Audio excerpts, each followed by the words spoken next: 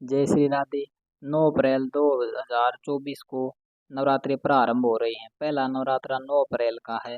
तो इसमें आपने किस समय कलश की स्थापना करनी है, कौन सा समय आपके लिए शुभ है? तो सुबह 6:15 से लेकर 9:30 तक आप कलश स्थापना कर सकते हैं। ये सबसे उत्तम मुहूर्त है। आपने कोई कटोरा या कोई बर्तन लेकर उसमें मिट्टी डालकर जौ बो लेने हैं। कलश को जल से भर लेना है, उसमें थोड़ा गंगा जल डाल देना है। आम के 5 पत्ते उसमें आपने लगा देने हैं और नारियल रखने से पहले आपने 2 हल्दी गांठ कलश के अंदर डाल देनी है, 2 सुपारी आपने डाल देनी है और थोड़ी ही दूर्वा यानी दूब आपने कलश के अंदर डाल देनी है और थोड़ी सी मिट्टी आपने डाल देनी है और कलश के ऊपर आपने स्वास्तिक बना देना है। आपने चौकी के ऊपर माँ भगवती की मूर्ति को सजा देना है, फूल माला पहना देनी है और अखंड ज्योति प्रारंभ कर लेनी है। इसके बाद आपने कलश में देवताओं का आह्वान करना है। जो ये मंत्र हमने दिया है, इससे बोलकर आप देवताओं का आह्वान कर सकते हैं।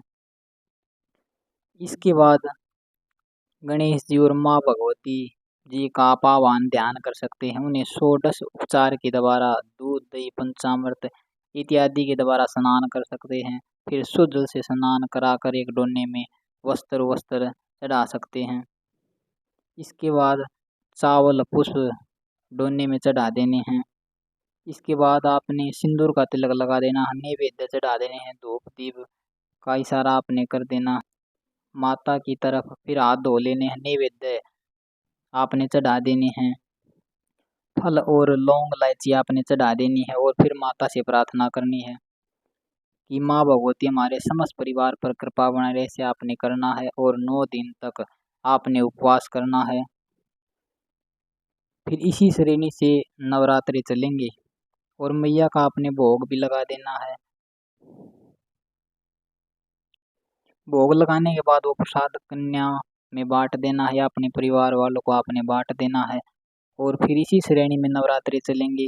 16 अप्रैल की अष्टमी तिथि पड़ रही है और 17 अप्रैल की रामनवमी तिथि पड़ रही है। माँ भगवती की 16 अष्टमी तिथि की मान्यता है। वो अष्टमी तिथि तो को हवन इत्यादि करेंगे, कन्या भोज कराएंगे।